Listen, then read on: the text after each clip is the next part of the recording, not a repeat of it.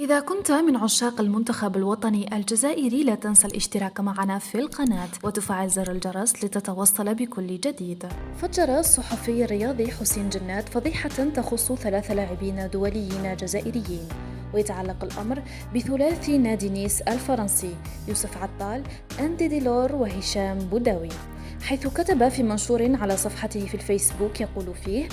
في منتصف الليل من صباح اليوم في المكان المسمى كاباري لاروز بلو بالطوالي وصل ابن الجنوب هشام بوداوي رفقة أحد الأصدقاء من الأكاديمية ودخل إلى الكاباري، وبعدها وصل أندي ديلور رفقة فتاة بسيارة تحمل ترقيم ولاية مستغانم، وبعدها وصلت سيارة أودي ترقيم ولاية العاصمة وعلى متنها يوسف عطال وشقيقه الأصغر وبعض الفتيات.